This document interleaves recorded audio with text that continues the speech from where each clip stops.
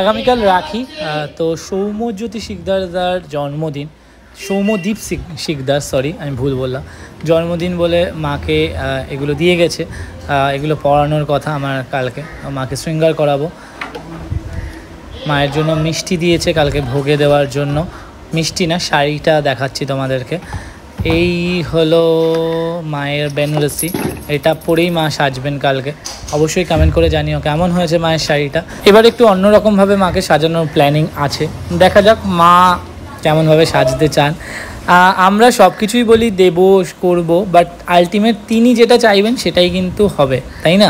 গিয়েছিলাম একটা জায়গায়, সেখান থেকে ফিরতে অনেকটা লেট হয়ে গেছে, আর এখন বাজে রাত 11টা। এডবিতে এসেছি মায়ের জন্য রাখি কিনতে।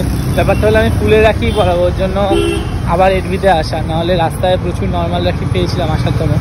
আমি ফুলের রাখি পরাবো এবং এই দোকানে বলা আছে, চলো গিয়ে দেখি।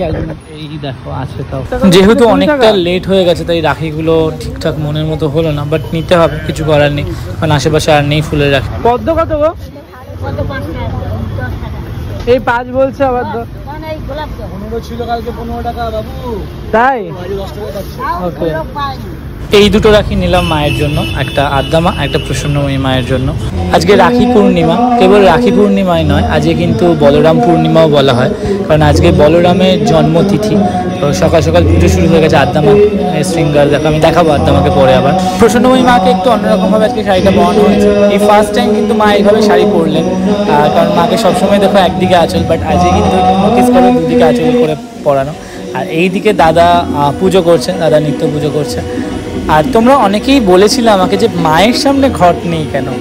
যেহেতু আদ্যা মায়ের সামনে ঘট আছে, ওই ঘটেই কিন্তু প্রসন্নময়ীর নিত্য পুজো হয়। আলাদা করে একটা একই ঘরে ডবল ঘট রেখে তো লাভ নেই, তো তাই ওখানেই নিত্য পুজো হয়, ওখানেই প্রসন্নময়ী মায়ের কিন্তু নিত্য পুজো হয়, কেমন? তো ওর জন্য আলাদা করে মায়ের সামনে ঘট কোনো বসানো হয়নি, যেহেতু একটা ঘট আছে বলে। তোমরা বহুবার বহু ব্লগে বলেছো বা বহু ফটোতে কমেন্ট করেছো, আজকে কিন্তু এই কমেন্টের রিপ্লাইটা আমি দিয়েই দিলাম। যাই হোক, এই হলো মায়ের নিত্য পুজোর বই। এবার রাখি পরানোর পালা।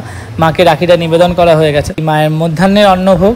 আর মাকে রাখি পরাচ্ছিলাম, সেই ক্লিপটা দাদাই তুলেছে, দাদাকে বলেছিলাম তুলে দাও, কারণ ব্লগে শেয়ার করবো বলে। আর তোমাদের সাথে সব কিছু শেয়ার করতে এতটাই ভালো লাগে, অবশ্যই তোমরা যারা ভালোবাসো এগুলো দেখতে, তাদের জন্য সবটা আমার শেয়ার করা।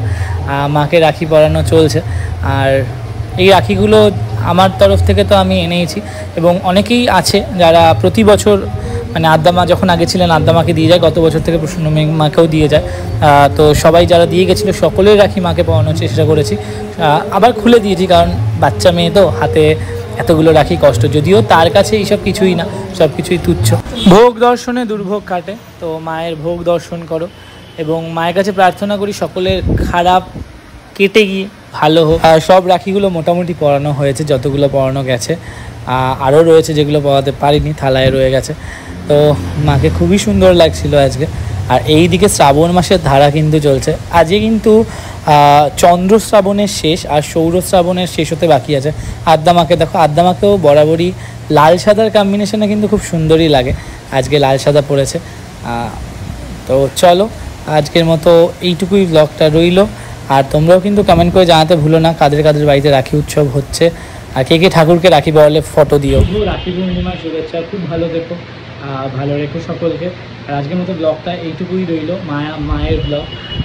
তো সৌম্যদীপ শিকদার, সৌম্যদীপ শিকদার যা আজকে সাজিয়েছে বললাম, যেমন আজকে জন্মদিন।